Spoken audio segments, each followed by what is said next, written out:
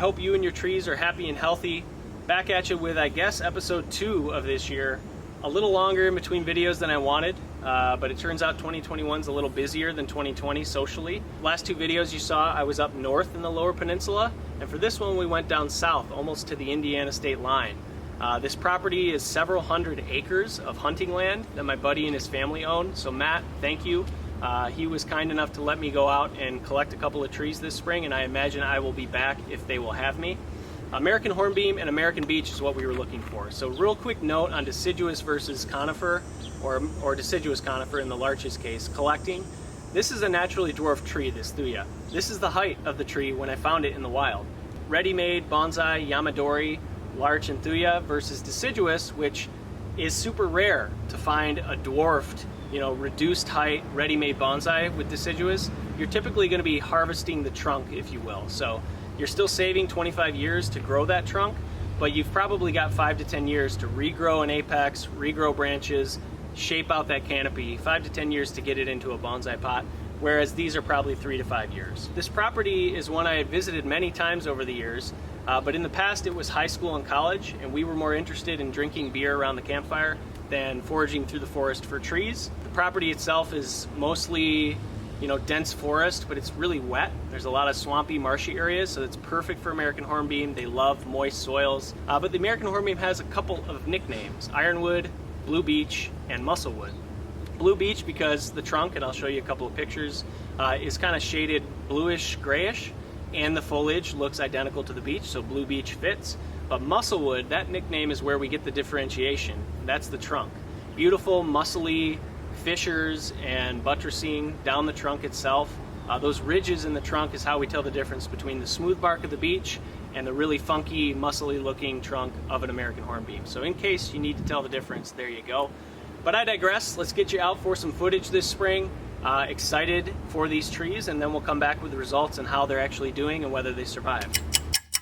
Quick collecting inventory for tomorrow's trip to get some hornbeam. We got the waterproof boots, external frame backpack for hauling trees out of the forest, twine, scissors, smaller tools in the backpack, garbage bags for bagging and tagging them, rock hammer in case, another nice big pruning saw to get through trunks, the root slayer shovel, which is a must have in my opinion, and finally the sphagnum moss that we'll be wetting to put around the roots and bag and tag them to get them back home.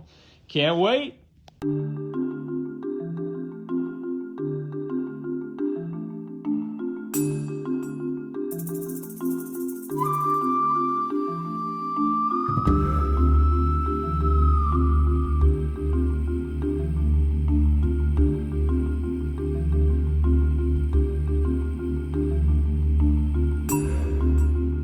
Alright, so we found our first specimen that we flagged back in the fall, and this one's pretty cool. So you see the nice flared root base here. I think it's got good taper till it gets to that bend there, right in here. So I'm thinking we're going to chop right in here and then grow something new, of course, long term, but really, really pretty muscly trunk on the hornbeam. Let's get her out of the ground.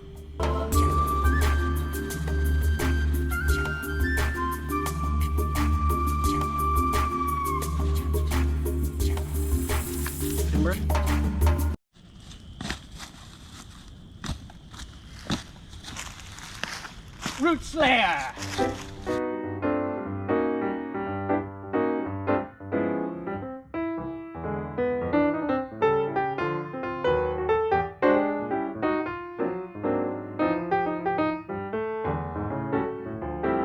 Good things are happening. We're seeing a lot of fine roots on this root system up at the top level. That's encouraging. We got it free from the ground, but I do want to cut this a little more shallow, again, because we have the fine roots up top, and then we'll get her bagged and tagged and maybe on to the next one.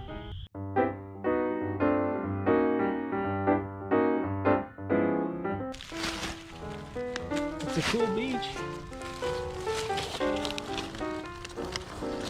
Decent nabari. Have to create some taper, but I like it.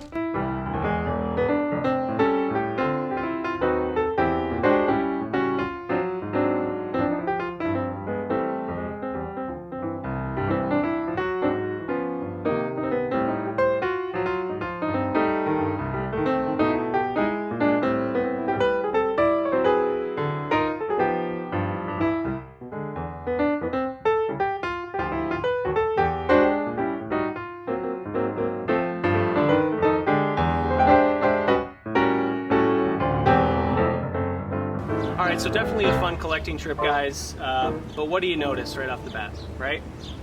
The main trunk has no new shoots coming off of it other than these couple of suckers down here. And so this main trunk I do not think is going to survive at this point.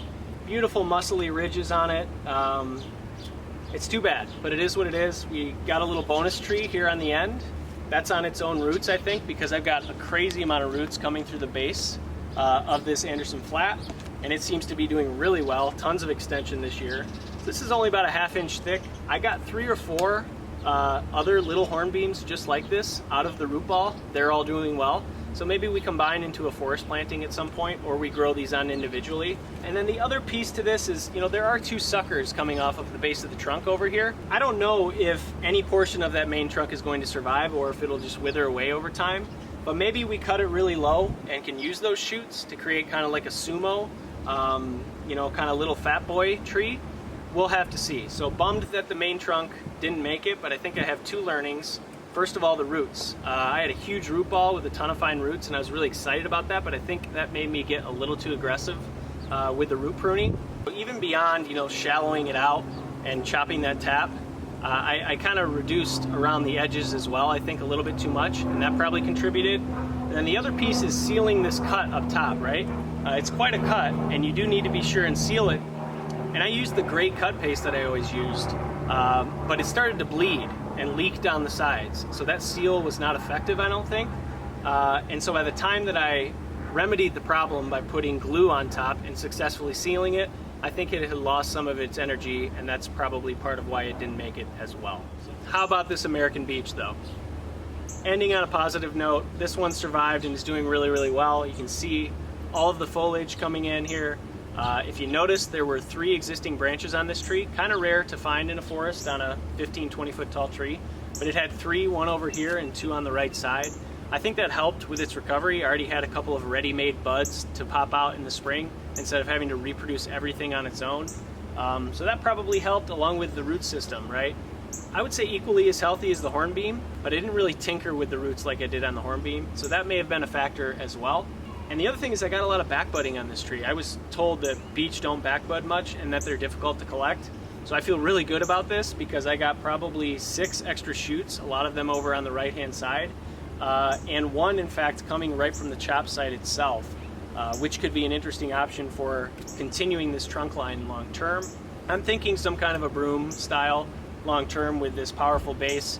It's got some taper, we're going to need to develop more, and it's got some movement, but I'm just happy that this thing survived because the bark and the trunk itself is really, really beautiful and sleek. So let this continue to recover, build up steam for next spring. We'll probably do some pruning, and then maybe we'll be talking about styling at that point. But anyway, glad you guys could join as always. Thanks for watching. Be sure to like and subscribe if you haven't already, and have a great summer. Thuya styling coming up soon, so we'll be talking to you soon. Cheers.